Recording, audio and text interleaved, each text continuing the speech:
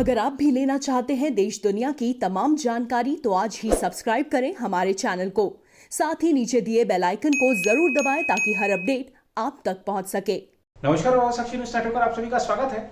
देश में पिछले 24 घंटे में कोरोना संक्रमण ने 3,780 लोगों की जान ले ली और जब से कोरोना ने भारत में कदम रखा है तब से एक दिन में मृत्यु का यह सबसे बड़ा आंकड़ा है।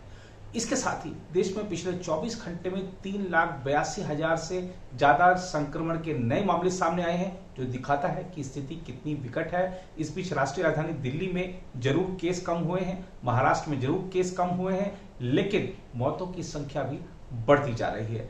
इस बीच उत्तर प्रदेश सरकार ने एक बड़ा फैसला किया है। लॉकडाउन को 2 दिन और बढ़ा दिया गया है। पहले वीकेंड लॉकडाउन से शुरू हुआ था, फिर एक 2 दिन करके बढ़ाते गई सरकार और अब उत्तर प्रदेश में 10 मई तक संपूर्ण लॉकडाउन रहेगा। क्या है उत्तर प्रदेश सरकार की गाइडलाइन, आपको बताएंगे। उत्तर प्रदेश सरकार ने क्या कहा है ये भी बताएंगे। साथ ही बात करेंगे बीजेपी के राज्यसभा सांसद सुब्रमण्यम स्वामी की।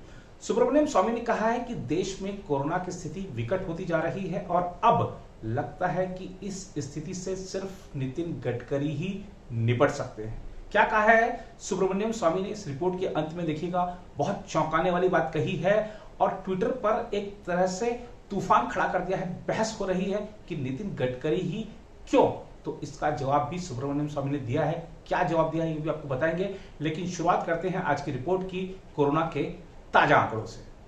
देश में एक दिन में कोविड-19 से रिकॉर्ड 3,780 लोगों की मौत के बाद इस बीमारी से जान गंवाने वालों की संख्या 2,26,188 हो गई है, जबकि एक दिन में संक्रमण के 3,82,315 नए मामले सामने आए हैं। केंद्रीय स्वास्थ्य मंत्रालय ने बताया कि इन नए मामलों के बाद कोविड-19 के कुल मामले बढ़कर 2,06,65,148 हो गए हैं। लगातार बढ़ते मामलों के बाद देश में उपचाराधीन मरीजों की संख्या 34,87,229 हो गई है, जो संक्रमण के कुल मामलों का 16.87% है, जबकि कोविड-19 से स्वस्थ होने की राष्ट्रीय दर 82.3% दर्ज की गई है।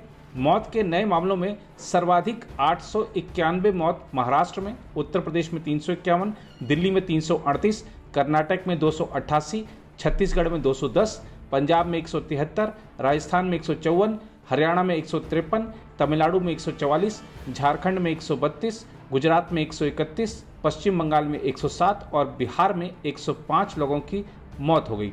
उधर कोरोना वायरस संक्रमण की भयावह लहर का सामना कर रही राष्ट्रीय राजधानी दिल्ली में पिछले 24 घंटों के दौरान संक्रमण के 19,953 नए मामले सामने आए हैं, जबकि इस महामारी से 338 लोगों की मौत हो गई।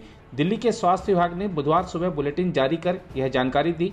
दिल्ली में देखा जाए तो लगातार दूसरे दिन कोरोना वायरस के नए मामलों की संख्या 20,000 से कम रही है। इस बीच उत्तर प्रदेश सरकार ने कोरोना वायरस संक्रमण के बढ़ते मामलों के मद्देनजर सप्ताहांत पर लगाए गए कर्फ्यू की अवधि बुधवार को 2 और दिनों के लिए बढ़ाते हुए इसे 10 मई तक कर दिया है। सरकारी प्रवक्ता ने बताया कि कोरोना वायरस संक्रमण के कारण पिछले शुक्रवार रात 8 बजे से मंगलवार सुबह 7 बजे तक कर्फ्यू लगाया गया था। इसकी अवधि 3 मई को 48 घंटे के लिए बढ़ाते हुए 6 मई सुबह 7 बजे तक कर दी गई थी। एक बार फिर कर्फ्यू की अवधि को बढ़ाते हुए इसे सोमवार यानी 10 मई सुबह 7 बजे तक के लिए कर दिया गया है। प्रवक्ता ने बताया कि राज्य सरकार ने यह फैसला प्रदेश में कोरोना वायरस संक्रमण की श्रृंखला को तोड़ने के अपने प्रयासों के तहत लिया है। उन्होंने बताया कि इस अवधि में आवश्यक और अनिवार्य सेवाएं जारी रहेंगी और टीकाकरण का काम जारी रहेगा। इस बीच भाजपा सांसद सुब्रमण्यम स्वामी के एक ट्वीट से विवाद हो गया है। भारत में तेजी से बिगड़ती कोरोना की स्थिति पर सुब्रमण्यम स्वामी ने अपने ट्वीट में लिखा है कि जैसे भारत ने इस्लामिक और ब्रिटिश घुसपैठियों का मुकाबला किया, वैसे ही कोरोना का मुकाबला भी कर लेगा। स्वामी ने अपने ट्वीट में लिखा है कि अगर हम जरूरी कदम नहीं उठा पाए तो हमें एक और लहर का सामना करना पड़ सकता है, जो बच्चों को अपने निशाने पर लेगी। सुब्रमण्यम स्वामी ने लिखा है कि प्रधानमंत्री नरेंद्र मोदी को ऐसे में इस लड़ाई की जिम्मेदारी केंद्रीय मंत्री नितिन गडकरी को देनी चाहिए।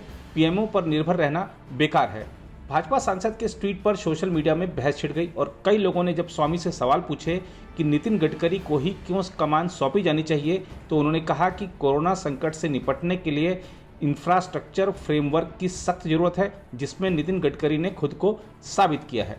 कुछ यूजर्स ने जब यह पूछा कि क्या स्वामी पीएमओ की कार्यक्षमता पर सवाल खड़े कर रहे हैं, तो उन्होंने कहा कि पीएमओ एक विभाग है, न कि प्रधानमंत्री खुद हैं।